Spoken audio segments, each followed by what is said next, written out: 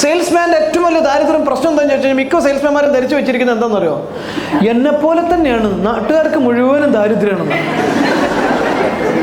അതുകൊണ്ട് തന്നെ പല ആളുകൾക്കും പോളിസിയുടെ പ്രൈസ് പറയാൻ പേടിയാണ്. സ്റ്റാർട്ട് വിത്ത് സ്മോൾ, അല്ലേ? നിങ്ങൾ ആദ്യം വലിയ സ്വപ്നം ഉണ്ടാക്കണം. വലിയ സ്വപ്നം ഉണ്ടാക്കാൻ ഞാൻ എപ്പോഴും പറയാറുണ്ട്, നിങ്ങളൊരു മെഴ്സിഡീസ് ബെൻസിന്റെ സെയിൽസ്മാൻ ആണെങ്കിൽ there is a 2 rules. ഒന്ന്, സ്വന്തമായിട്ട് മെഴ്സിഡീസ് ബെൻസ് വാങ്ങിയിട്ട് അത് വിൽക്കാൻ നടക്കണം. സ്വന്തം മെഴ്സിഡീസ് ബെൻസ് ഉണ്ട്, അത് ഓടിച്ചുകൊണ്ട് അത് വാങ്ങിച്ചിട്ട് വിൽക്കാൻ നടക്കുവാണെങ്കിൽ സ്വാഭാവികമായിട്ടും അതിനെക്കുറിച്ച് പറയുമ്പോൾ കിട്ടുന്ന കോൺഫിഡൻസ്, ഓടിക്കുന്ന ഒരാൾക്ക് കിട്ടുന്ന വൈബ്രേഷൻ, വാങ്ങാനിരിക്കുന്ന ഒരാൾക്ക് മെഴ്സിഡീസ് ബെൻസ് സ്വന്തമായിട്ട് ഒരാളടുത്ത് വാങ്ങാൻ കോൺഫിഡൻസ്, ഇതെല്ലാം കിട്ടും. ഈസിയാണ്, ആ എനർജി ട്രാൻസ്ഫർ ഈസിയാണ്. പക്ഷെ മെഴ്സിഡീസ് ബെൻസ് വിൽക്കാൻ നടക്കുന്ന എല്ലാവർക്കും മെഴ്സിഡീസ് ബെൻസ് ഉണ്ടായിക്കൊള്ളുന്നില്ല. കറക്റ്റ് അല്ലേ? അപ്പൊ എന്ത് വേണം?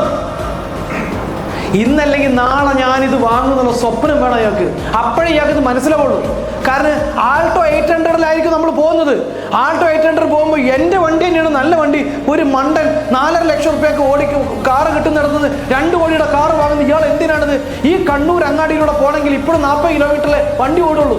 അതിന് വേണ്ടിയിട്ട് ഇത്രയും പൈസ മുടക്കണോ? എന്തോരം മെയിൻ്റനൻസ് കോസ്റ്റാണ്. മണ്ടൻ എന്ന് വിചാരിക്കുന്ന ഒരാൾക്ക് 2 കോടിയുടെ കാറ് വിൽക്കാൻ പറ്റുമോ? പറ്റില്ല. കാരണം എന്താ? ഇയാളുടെ കാറെന്നുള്ള നീടും അയാളുടെ കാറെന്നുള്ള നീടും രണ്ടാ. ഇയാൾ കാറ് വാങ്ങുന്നത് എന്തിനാണ്? യാത്ര ചെയ്യാനാണ്.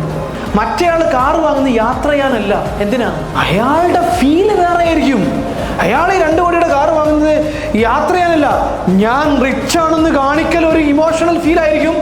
അതിൻ്റെ കംഫർട്ട് വേറെ ഫീൽ ആയിരിക്കും, അതിൻ്റെ മ്യൂസിക് സിസ്റ്റം ആയിരിക്കും വേറെ ഫീല്, അതിൻ്റെ ലെതർ ആയിരിക്കും ഫീല്. ആ സാധനം ഈ ചക്കട വണ്ടിയിൽ കിട്ടുമോ? അവ നമ്മുടെ മൈൻഡ് വെച്ചുകൊണ്ട് കസ്റ്റമർ അളക്കരുത്. നമ്മുടെ മൈൻഡിൽ എപ്പോഴും കസ്റ്റമറിനോടൊപ്പം ഒത്തു നിൽക്കുന്ന സ്വപ്നം ഉണ്ടാകണം. സ്വപ്നത്തിന്റെ സൈസ് കൂടിയാൽ എനർജി മാറും. വലിയ സ്വപ്നമുള്ളവരോട് സംസാരിക്കുമ്പോൾ നമുക്ക് പോസിറ്റീവ് എനർജി കിട്ടുന്നതും, തല്ലിപ്പൊടി സ്വപ്നമുള്ളവരോട് സംസാരിക്കുമ്പോൾ നെഗറ്റീവ് എനർജി വരുന്നതും എന്തുകൊണ്ടാണ് ആദ്യം നിന്ദിച്ചാൽ മതി. സ്വപ്നത്തിന്റെ സൈസാണ് ഒരു സെയിൽസ്മാനെ ബെസ്റ്റ് ക്ലോസർ ആക്കുന്നത്.